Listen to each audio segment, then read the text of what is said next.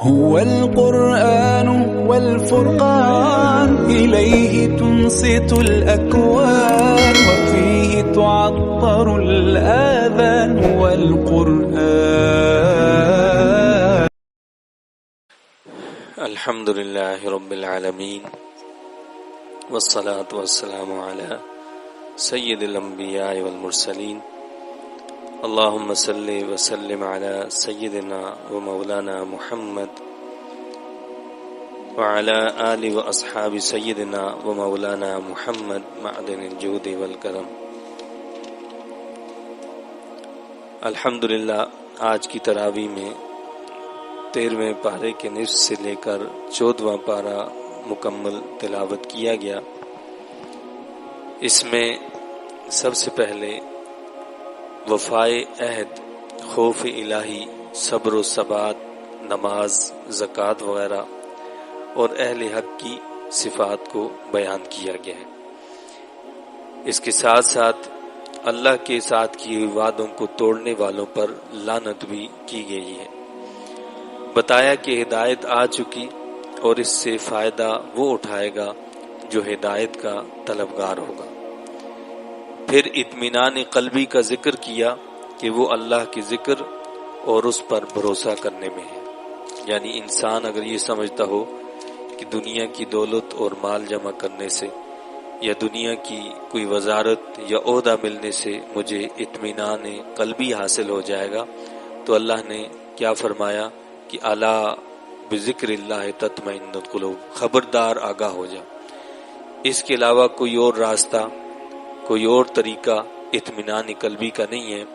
وہ یہی ہے کہ بذکر اللہ تطمئن القلوب، اللہ کی یاد اور اللہ کے ذکر سے ہی دلوں کو اطمینان اور سکون حاصل ہو سکتا ہے. پھر رسول اللہ صلی اللہ علیہ وسلم کو تسلی دی ہے کہ ہمیشہ ہدایت دینے والوں کا لوگوں نے مذاق اڑایا ہے. یعنی لوگ اگر آپ کو تکلیف پہنچاتے ہیں، مذاق اڑاتے ہیں، تو پہلے بھی جتنے نبی آئے ہیں لوگوں نے ان کے ساتھ ایسا ہی معاملہ کیا ہے. تو آپ اس سے جو ہے مت گھبرائیں. اللہ رب العزت ایسے لوگوں کو مہلت دیتا ہے اور انجام کار ان لوگوں کو دنیا میں ہلاک کر دیا جاتا ہے، اور آخرت کا عذاب تو اس سے بہت ہی الگ ہے. پھر منکرین کے اعتراضات کا جواب دیا ہے کہ پہلے بھی جتنے رسول آئے ہیں وہ بشر تھے، ان کی بیویاں اور اولاد تھی. وہ کہتے تھے کہ جی یہ کیسے رسول ہیں کہ بازاروں میں چلتے پھرتے ہیں، انہوں نے شادیاں کی ہوئی ہیں، ان کی اولاد ہے. تو اللہ نے فرمایا کہ کیا پہلے جو نبی آئے تھے وہ بیویوں والے نہیں تھے، وہ اولاد والے نہیں تھے؟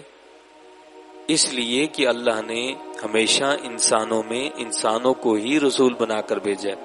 اگر اس بستی کے اندر رہنے والے فرشتے ہوتے تو اللہ ان کے پاس فرشتوں کو بھیجتا، لیکن چونکہ انسان رہنے والے ہیں تو انسانوں کے پاس اللہ نے انسانوں میں سے ہی نبی بنا کر بھیجے ہیں. کافروں کو تنبیہ کی ہے کہ سنبھل جائیں ورنہ ان پر برا وقت آنے والا ہے. اس کے بعد سورہ ابراہیم شروع ہوئی. حضرت سیدنا ابراہیم علیہ السلام کا تذکرہ اس کے 6 رکوع میں آیا ہے. اس کی مناسبت سے ابراہیم نام رکھا گیا ہے. اس سورہ مقدسہ میں پہلے نزول قرآن کا مقصد بتایا ہے، اور وہ کیا ہے؟ فرمایا کہ وہ یہ ہے کہ یہ کفر و شرک کی تاریکیوں سے نکال کر ہدایت کی روشنی میں لاتا ہے. قرآن کا اعجاز کیا ہے کہ یہ لوگوں کو اندھیروں سے نکالتا ہے، روشنی میں لے کر آتا ہے. نبی کی تعلیم سے منہ پھیرنے والے آخرت کے مقابلے میں دنیا سے زیادہ محبت کرتے ہیں.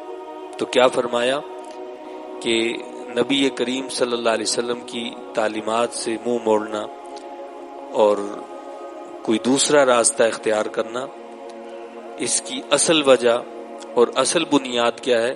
وہ محبت دنیا ہے کہ انسان دنیا سے زیادہ محبت کرتا ہے، جس بنا پر وہ نبی کی تعلیمات کی طرف نہیں آتا. اور اسی پیمانے پر اگر ہم آج اپنے آپ کو دیکھیں تو ایسا ہی نظر آتا ہے کہ نبی کی تعلیم قرآن اور سنت کی شکل میں ہمارے پاس موجود ہے، لیکن ہم قرآن اور سنت کو سیکھنے کے لیے، قرآن اور سنت کو سمجھنے کے لیے نہ خود تیار ہیں اور نہ اپنی اولاد اور نسلوں کو ان چیزوں کو سمجھنے کے لیے تیار ہیں، بلکہ ہم ان کو بھی دنیا کی وہی تعلیم دیتے ہیں، ان کو دنیا کا وہی نظام سکھاتے ہیں، ان کا مائنڈ سیٹ اپ وہی بناتے ہیں کہ جو اغیار کا ہے، جو تعلیم وہ دیتے ہیں، جو وہ کرنا چاہتے ہیں، ہم اسی کے لیے جو ہے دوڑ رہے ہیں، اس کے لیے پیسہ بھی لگا رہے ہیں، وقت بھی لگا رہے ہیں، سب کچھ لگا رہے ہیں، لیکن اسی کی طرف دوڑے جا رہے ہیں۔ اللہ ہمیں ہدایت عطا فرمائے۔ پھر حضرت سیدنا موسیٰ علیہ السلام کے بارے میں فرمایا کہ وہ بھی ہدایت لے کر آئے تھے، اور فرمایا کہ لَإِن شَكَرْتُمْ لَأَزِيدَنَّكُمْ، اللہ نے ایک اصول دیا ہے، فرمایا کہ اگر تم شکر کرو گے تو میں نعمتوں میں اضافہ کروں گا، لیکن کیا ہے وَلَئِن كَفَرْتُمْ إِنَّ عَذَابِي لَشَدِيدٌ، تم نے اگر ناشکری کی، کفران نعمت کیا، تو میرا عذاب بڑا سخت ہے۔ تو ہم مسلسل اللہ کی نافرمانیاں اور اللہ کی نعمتوں کی ناشکری کرتے چلے جا رہے ہیں، جس بنا پر طرح طرح کے عذاب اور طرح طرح کے مسائل اور پریشانیوں کا شکار ہیں۔ اللہ پاک ہمیں اپنی طرف رجوع ہونے کی اور اپنی نعمتوں کا شکر ادا کرنے کی توفیق عطا فرمائے۔ حضرت موسیٰ علیہ السلام کا قوم سے جو خطاب ہوا وہ بیان کیا گیا، اور آپ نے قوم سے فرمایا کہ اللہ غنی حمید ہے، اللہ جو ہے اسے میری آپ کی عبادت کی بالکل ضرورت نہیں ہے۔ تو موسیٰ علیہ السلام نے اپنی قوم سے اس بات کا مطالبہ کیا کہ اللہ کی بندگی اختیار کرو، اس میں تمہارا اپنا فائدہ ہے، اللہ کا فائدہ نہیں، تمہارا فائدہ ہے۔ تو اللہ نے جو ہمیں عبادت کا کہا ہے اس میں ہمارا فائدہ ہے کہ ہماری آخرت سنور جائے، اور ہمیں جس امتحان کے لیے بھیجا ہے اس امتحان میں ہم کامیاب ہو جائیں۔ پھر عبرت دلانے کے لیے نافرمان امتوں کا ذکر کیا گیا ہے۔ کفار کی گستاخیوں اور دوزخیوں کی عبرتناک سزا کا ذکر کرتے ہوئے ان کے نیک اعمال کی مثال، کفار کے نیک اعمال کی مثال، دکھاوا کرنے والوں کے نیک اعمال کی مثال، حرام کما کر جو ہے بظاہر نیکیوں کرنے والے جو ان کے نیک اعمال کی مثال کیا ہے؟ فرمایا کہ راکھ کے ڈھیر سے ہے، راکھ کے ڈھیر سے اس کو تشبیہ دی ہے کہ قیامت کے دن تیز ہوا اس راکھ کو بکھیر کر رکھ دے گی، یعنی وہاں تو کچھ بھی نہیں ہوگا۔ بھئی راکھ ہو، آپ لکڑی کو جلا دیں، اس کے بعد اس کی جو راکھ بچی ہوئی ہے، ہوا کا ایک جھونکا آتا ہے تو وہ سب پھیل جاتی ہے ادھر ادھر۔ تو فرمایا کہ ان اعمال کا جو بظاہر نیک اعمال نظر آتے ہیں، لیکن اگر دل میں ایمان نہیں ہے، یا وہ اعمال دکھاوے کے لیے کیے گئے ہیں، یا وہ نیکیاں جو ہیں حرام کے ذریعے سے کی گئی ہیں، تو وہ راکھ کے ڈھیر کی مانند ہیں کہ اللہ کی ان کی کوئی اہمیت نہیں ہے۔ بتایا کہ شیطان قیامت کے دن اپنی پیروی کرنے والوں کو ملامت کرے گا، جنہوں نے دنیا میں شیطان کی پیروی کی وہ ان کو ملامت کرے گا۔ کیا کہے گا کہ دعوتکم فاستجبتم لی، مجھے کیوں تم الزام دیتے ہو، ملزم تو تم خود ہو، اس لیے کہ میں نے تو تمہیں دعوت دی تھی، تم نے خود قبول کر لی۔ یعنی یہ بات یاد رکھنی چاہیے کہ شیطان ہم سے زبردستی کوئی گناہ نہیں کروا سکتا، وہ زیادہ سے زیادہ ہمیں وسوسے ہمارے دل میں پیدا کر سکتا ہے، خیالات پیدا کر سکتا ہے، بس وہ زبردستی پکڑ کے ہم سے کوئی گناہ نہیں کروا سکتا۔ اللہ نے یہ طاقت اس کو نہیں دی ہے، ہاں اتنی طاقت دی ہے کہ وسوسے ڈال دے۔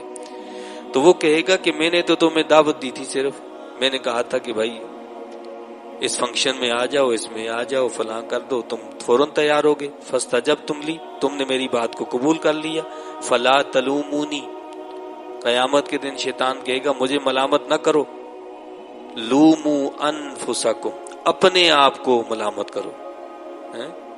کیا کہے گا وہ کہ مجھے ملامت نہ کرو، اپنے آپ کو ملامت کرو۔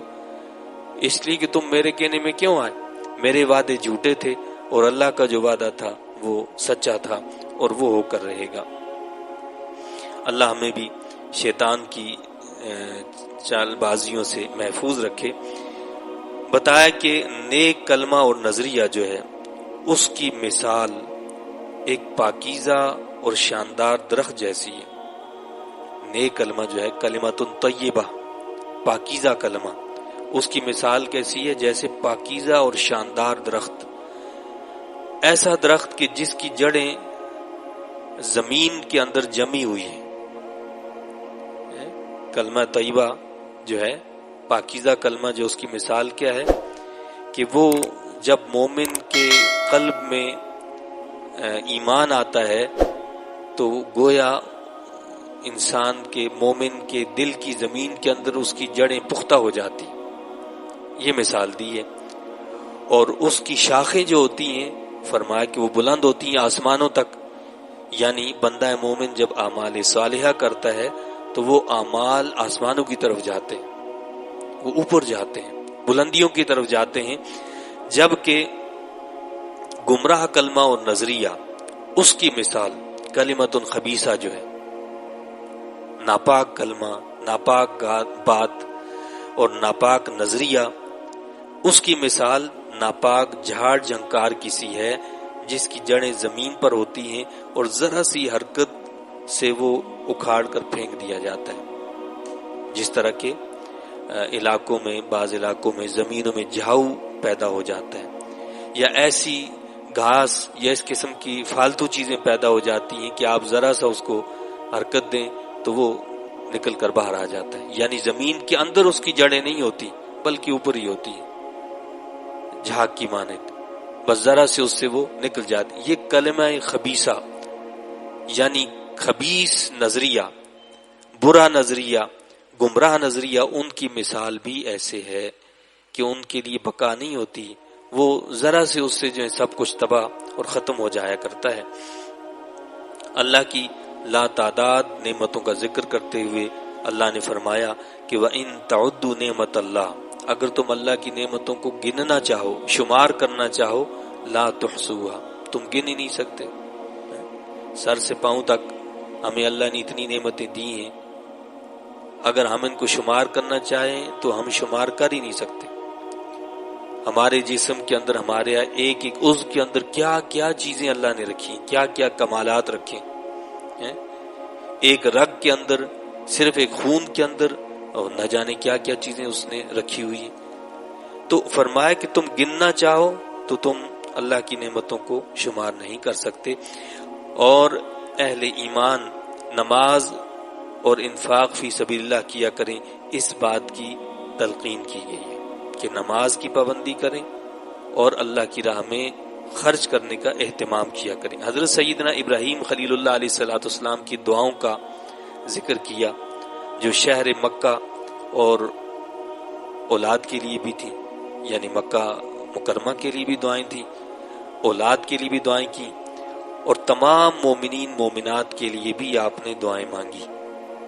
یعنی اس کا مطلب یہ ہے کہ انسان جہاں ٹھیک ہے تمام اہل ایمان کے لیے بھی دعا مانگے، اپنے لیے بھی دعا مانگے، اپنے والدین کے لیے بھی دعا مانگے، اسی طرح اپنی اولاد کے لیے بھی دعا مانگے۔ تو آپ نے کیا عرض کی اللہ سے؟ رب اجعلنی مقیم الصلاۃ، یا اللہ مجھے بھی نماز کا پابند بنا، ومن ذریتی، اور میری اولاد کو بھی نماز کا پابند بنا۔ تو اللہ سے نہ صرف یہ کہ دعا کرنا، اولاد کو اس راہ پر لگا دینا، اور پھر اللہ سے التجائیں کرنا، اس سے دعا بھی مانگنا، یہ بھی ہمارا فرض ہے، اور اسی سے کام بنتا ہے۔ یعنی دوا اور دعا دونوں چیزیں، ایک چیز سے کام نہیں چلتا ہے۔ یعنی دوا اس لیے استعمال کرنی کہ وہ اسباب ہیں، اللہ نے فرمایا کہ دوا استعمال کرو، لیکن اس کے ساتھ اصل چیز دعا ہے، اللہ سے مانگنا، اللہ سے طلب کرنا کہ شفا اس کی طرف سے آتی ہے، سیدھی راہ پر لگانے والی ذات اس کی ہے، دلوں کو پھیرنے والی ذات اس کی ہے، تو اس راہ پر لگانا بھی ہے، چلانا بھی ہے، اور ساتھ ساتھ میں اللہ سے دعائیں بھی مانگنی ہیں۔ اللہ کے نافرمانوں کے لیے سخت وعید اور قیامت کے ہولناک مناظر کا ذکر کیا گیا۔ پھر سورہ الحجر شروع ہوئی، اصحاب الحجر کی مناسبت سے یہ نام رکھا گیا ہے۔ بتایا کہ قرآن کریم زندگی کے ہر راستے کی رہنمائی کرنے والا ہے۔ قرآن زندگی کے ہر راستے کی رہنمائی کرتا ہے، لیکن ہم کتنے بد نصیب ہیں کہ ہم اس قرآن سے رہنمائی لینے کے لیے تیار ہی نہیں۔ اللہ بار بار فرما رہا ہے کہ یہ تو تمہیں زندگی کے ہر راستے کی رہنمائی دے رہا ہے، فراہم کر رہا ہے، اور فری میں فراہم کر رہا ہے، تو تم اس کو پڑھو، اس کو سمجھو اور اس پر عمل کرو، تمہاری زندگی کی راہ آسان ہو جائے گی اور تمہاری آخرت کی منزل بھی جو ہے وہ آسان ہو جائے گی۔ اسے ہم نے نازل کیا، ہم ہی اس کی حفاظت کریں گے۔ انا نحن نزلنا الذکر وانا لہ لحافظون، فرمایا کہ اس قرآن کو ہم نے ہی نازل کیا ہے اور ہم ہی اس کی حفاظت کرنے والے۔ چنانچہ آج کفار بھی اس بات کو تسلیم کرتے ہیں کہ یہ قرآن وہی قرآن ہے جو محمد رسول اللہ صلی اللہ علیہ وسلم نے اپنے جانثاروں کو دیا تھا، یعنی کفر بھی اس بات کو تسلیم کرتا ہے۔ اور آپ دیکھیں کہ چھوٹے چھوٹے بچے جن کو دنیا کا کوئی پتہ نہیں ہوتا، وہ بھی بڑے بڑے قرآن پڑھنے والوں کی غلطیاں نکال دیتے، یعنی ذرا زیر زبر کی بھی غلطی ہوگی تو چھوٹا سا بچہ بھی بتا دے گا کہ نہیں یہ غلط ہے، کہاں وقف کرنا چاہیے کہاں نہیں کرنا چاہیے وہ یہ بھی بتا دے گا۔ وہ بڑے سے بڑے قاری کی بھی غلطی نکال دے گا اگر وہ غلط پڑھے گا یا ذرا سی حرکت کو آگے پیچھے کرے گا۔ تو یہ اللہ کی طرف سے ایک بہت بڑا ہمارے لیے اعزاز ہے کہ یہ کتاب ہو بہو ویسی ہی ہے جیسے اللہ نے نازل کی۔ اس کائنات میں، اس دنیا میں اللہ کے نازل کردہ جو کلام ہیں، اللہ کی نازل کردہ جو کتابیں، کوئی بھی آج محفوظ نہیں ہے سوائے قرآن کے۔ یہ قرآن وہ کتاب ہے جو بالکل اسی طرح محفوظ ہے جس کی قدر کی ضرورت ہے کہ ہم اس کی قدر کریں۔ پھر آسمان و زمین اور کائنات کی دیگر نعمتوں کا ذکر کیا، قصہ آدم و ابلیس کا ذکر ہوا اور واضح کیا کہ انسان محض حیوان نہیں ہے، بلکہ اس کے وجود میں اللہ نے اپنی خاص روح ڈال کر اسے اشرف المخلوقات بنایا ہے۔ یہ وہ ڈارون کا نظریہ ہے کہ جی انسان تو حیوان ہے اور یہ حیوان سے آگے بڑھتے بڑھتے آج یہ جو یہ نئی شکل اختیار کر گئے، یعنی بتدریج اس شکل میں آ گیا، ورنہ تو یہ حیوان ہے، یہ ایک جانور ہے۔ تو نعوذ باللہ ایسا نہیں ہے، یہ غلط ہے، اس نظریے کا قرآن رد کرتا ہے۔ تو کیا فرمایا کہ انسان کو ہم نے اشرف المخلوقات بنایا ہے اور اس کے اندر رب کائنات نے اپنی خاص روح پھونکی ہے، اسی لیے اس کو یہ مقام ملا ہے کہ فرشتوں کو حکم ملا کہ وہ اس کے سامنے سجدہ کریں۔ رب کائنات نے جنتیوں کو ملنے والے انعامات کا ذکر کیا، خصوصاً دلوں کی رنجشوں کو ختم کر دینے کا تذکرہ فرمایا کہ جب جنتی جنت میں جائیں گے، دنیا میں ہو جاتا ہے آپس میں کبھی دلوں کے اندر کدورتیں پیدا ہو جاتی ہیں، لیکن جنت میں جب جنتیوں کو داخل کیا جائے گا ساری کدورتیں دلوں سے نکال دی جائیں گی اور آپس میں باہم شیر و شکر ہو جائیں گے، دل میں کسی کے لیے کوئی برائی نہیں ہوگی، اور دیگر انعامات کا بھی ذکر فرمایا۔ اللہ کی دو شانوں کا ذکر کیا کہ نبئ عبادی انی انا الغفور الرحیم وان عذابی هو العذاب العلیم، میرے بندوں کو آگاہ کر دو کہ میں غفور الرحیم ہوں۔ اللہ کیا ہے؟ غفور، بخشنے والا ہے، معاف کرنے والا ہے، رحم فرمانے والا ہے۔ اور کس کے لیے؟ جو اس کی فرمانبرداری کرے گا، گناہوں کے بوجھ لے کر آئے، زمین سے لے کر آسمان تک اس پر گناہوں کے بوجھ ہوں، اللہ فرماتا ہے میں اپنے بندے کو معاف کر دیتا ہوں، اگر وہ مجھ سے معافی مانگے تو معاف کر دیتا ہوں، آئندہ کے لیے درست ہو جائے۔ لیکن کیا فرمایا کہ جو میری نافرمانی اختیار کرے اور میرے احکامات کے بالکل الٹ چلتا رہے تو کیا ہے؟ عذابی هو العذاب العلیم، میرا عذاب وہ دردناک عذاب، میرا عذاب بھی بڑا سخت ہے، تو لہٰذا میرے عذاب سے بچنا ہے تو پھر میری فرمانبرداری اختیار کرو اور میری رحمت کے مستحق بن جاؤ۔ حضرت سیدنا لوط علیہ السلام کی قوم کی نافرمانیوں کا تفصیلی تذکرہ کیا اور عذاب الہی جو ان پر آیا اس کا بھی ذکر کیا۔ نیز سمجھایا کہ ایسے لوگوں سے دوستی اور ہمدردی کرنے والے لوگ بھی مجرم ہوتے ہیں۔ کیا اللہ نے بتایا ہے کہ ایک تو وہ لوگ ہوتے ہیں جو واقعتاً مجرم ہوتے ہیں، لیکن دوسرے لوگ وہ ہوتے ہیں جو مجرم تو نہیں ہوتے، ان سے ہمدردی رکھتے ہیں۔ میرا جسم میری مرضی، ہم تو ایسا نہیں کر رہے، لیکن اگر ہماری ہمدردیاں ان کے ساتھ ہیں، یا اسی طرح لسانیت، وطنیت، قومیت اور سیاست، مذہب اور نہ جانے کن کن ناموں پر جو قتل و قتال ہوتا ہے، جو گناہ ہوتے ہیں، ہم ان کے ساتھ قلبی ہمدردی رکھتے ہیں۔ ایک پارٹی آتی ہے، حکومت کرتی ہے، ہم مجرم نہیں ہیں، مجرم وہ ہیں، لیکن ہمارا قلبی تعلق ان سے، ہمدردی ان کے ساتھ ہے۔ اللہ فرماتا ہے کہ جب اللہ کا عذاب آتا ہے تو وہ ہمدردی رکھنے والوں کو بھی تباہ کر دیتا ہے۔ اور مثال دی اللہ نے اپنے نبی حضرت سیدنا لوط علیہ السلام کی بیوی کی، کہ بیوی نبی کی ہے، لیکن قلبی ہمدردی، مجرم نہیں ہے وہ، لیکن کیا تھا؟ قلبی ہمدردی قوم سے تھی، قلبی تعلق قوم سے تھا، اللہ نے اس کو بھی ہلاک کر دیا۔ حضرت لوط علیہ السلام کو بچایا اور آپ پر ایمان لانے والوں کو بچایا، اور آپ کی جو اولاد تھی آپ پر ایمان رکھنے والی اس کو بچایا، لیکن آپ کی اس بیوی کو اللہ نے اس قوم کے ساتھ ہلاک کیا جس کی ہمدردیاں قوم کے ساتھ تھی۔ تو لہٰذا اپنے تعلقات کو، اپنی ہمدردیوں کو کسی کے ساتھ کرنے سے پہلے سوچ لینا چاہیے کہ ہماری ہمدردیاں کس کے ساتھ ہیں، اور اس کا نتیجہ انجام کار کیا ہوگا، اس کا بدلہ ہمیں کیا دیا جائے گا۔ پھر اسی طرح قوم عاد و سمود کا ذکر ہوا، یعنی اصحاب الحجر کا۔ یہ بڑے انجینئر قسم کے لوگ تھے اور انجینئرنگ کے فن میں ماہر تھے، مہارت رکھتے تھے، عالی شان عمارتیں تھیں، لیکن ان کی سرکشی کی وجہ سے اللہ نے ان سب کو تباہ کر دیا۔ حدیث شریف میں آتا ہے اللہ کے نبی صلی اللہ علیہ وسلم نے اس بستی سے گزرتے ہوئے صحابہ کرام کو تلقین کی کہ جب یہاں سے گزر تو روتے ہوئے گزرنا، اور اگر رونا نہ آئے تو اس سے مت گزرنا، اس بستی سے گزرنا ہی نہیں ہے پھر۔ اور پھر اس بستی میں اللہ کے نبی صلی اللہ علیہ وسلم کی منع کرنے سے پہلے کچھ لوگ پہنچ گئے تھے، اور انہوں نے وہاں سے پانی بھر لیا تھا، اور اس پانی سے جو ہے آٹا گوندھ لیا تھا۔ جب اللہ کے نبی صلی اللہ علیہ وسلم کو پتہ چلا تو آپ صلی اللہ علیہ وسلم نے وہ پانی بھی واپس ڈلوا دیا، اور اس آٹے کو جو گوندا گیا تھا اس پانی سے، اس آٹے کے بارے میں فرمایا کہ اسے اونٹوں کو کھلا دیا جائے، یہ عذاب شدہ لوگوں کی بستی ہے، لہٰذا ان کی چیز کو بھی استعمال نہ کیا جائے۔ اور پھر حکم دیا کہ اس چشمے کو دیکھو کہ جو حضرت صالح علیہ السلام کی اونٹنی والا چشمہ ہے، اس سے پانی بھرو۔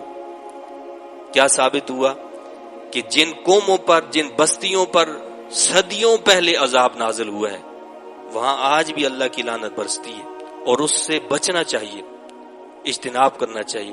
اور جہاں اللہ کے نیک بندے، جہاں صالحین ہوتے ہیں، جہاں اللہ کی طرف سے ایک معجزے کے طور پر اونٹنی آئی تھی، اور اس اونٹنی کے لیے چشمہ جو تھا جس سے وہ پانی پیتی تھی، وہاں سے کیا فرمایا کہ اس سے پانی نکالو، اس سے پیو، یعنی اس کا مطلب یہ کہ وہاں سے برکت حاصل ہوگی، وہ تمہارے لیے استعمال کرنا جائز ہے۔ اسی طرح پھر اللہ رب العزت نے دیگر تعلیمات دی ہیں، اور اس کے بعد سورہ النحل شروع ہوتی ہے۔ نحل شہد کی مکھی کو کہتے ہیں، اور اسی مناسبت سے اس کا نام رکھا گیا ہے کیونکہ شہد کی مکھی کا اس میں ذکر ہے۔ اس سورہ مقدسہ کے اندر معقول دلیلوں اور شہادتوں سے ثابت کیا ہے کہ شرک باطل اور توحید حق ہے۔ منکرین کے اعتراضات کا جواب دیا گیا ہے، باطل پر اصرار اور حق کے انکار کے برے نتائج سے ڈرایا گیا، یعنی باطل پر اصرار کرنے والے اور باطل پر بضد رہنے والے جو ہیں، ان کے لیے کیا ہے، اللہ رب العزت نے ان کو جو ہے شدید وعید سنائی گئی ہے ان کے لیے، اور منکرین کے اعتراضات کا جواب دیا گیا ہے۔ اسلام جو صالح معاشرہ اور بابرکت تمدن برپا کرنا چاہتا ہے اس کا دل نشین انداز میں اجمالی بیان بھی فرمایا گیا۔ حضور انور صلی اللہ علیہ وسلم اور صحابہ کرام کو تسلی دی گئی اور بہت ان کی ہمت افزائی بھی کی گئی۔ آخر میں ان صفات کا ذکر کیا جن کا کسی مبلغ میں موجود ہونا نہایت ضروری ہے، اور عبد و معبود کا فرق بتاتے ہوئے ایک مالدار شخص کا ذکر کیا۔ جیسے ایک مالدار شخص ہوتا ہے، اس کے پاس مال دولت ہوتی ہے، وہ جیسے چاہتا ہے جب چاہتا ہے اس کو اللہ کی راہ میں خرچ کرتا ہے، اور دوسرا شخص وہ ہوتا ہے جس کے پاس کچھ بھی نہیں ہے۔ اللہ نے فرمایا کہ یہ دونوں برابر ہیں، ایک کے پاس کچھ بھی نہیں ہے اور ایک کے پاس ہر طرح کا مال دولت جب چاہے جیسے چاہے وہ خرچ کرتا ہے۔ تو فرمایا کہ جو مخلوق ہے وہ محتاج ہے، اس کے پاس کچھ بھی نہیں ہے، اور مالک اللہ وہ ہے، معبود وہ ہے جس کے پاس ہر شے کے خزانے، وہ جب چاہتا ہے جیسے چاہتا ہے اس کو خرچ کرتا ہے۔ اور اسی طرح نافرمان اور فرمانبردار کا فرق واضح کیا کہ ایک نکما غلام ہو جو اپنے مالک پر بھی بوجھ ہو، جو کوئی کام ڈھنگ سے نہ کرتا ہو، ہر کام کو خراب کر دیتا ہو، اور دوسرا وہ غلام ہو جو باصلاحیت ہو، نیک بھی ہو، نہ صرف خود نیکیاں کرتا ہو دوسروں کو بھی نیکی کی تلقین کرتا ہو۔ فرمایا کیا یہ دونوں برابر ہو سکتے ہیں؟ تو جیسے یہ دونوں برابر نہیں ہو سکتے، اسی طرح فرمانبردار اور نافرمان بھی برابر نہیں ہو سکتے۔ اللہ سے دعا و التجا ہے کہ اللہ تعالی ہمیں کلام مجید کی تعلیمات کی سمجھ عطا فرمائے اور ان تعلیمات کے مطابق عمل کی توفیق عطا فرمائے۔ آمین۔ وآخر دعوانا ان الحمد للہ رب العالمین۔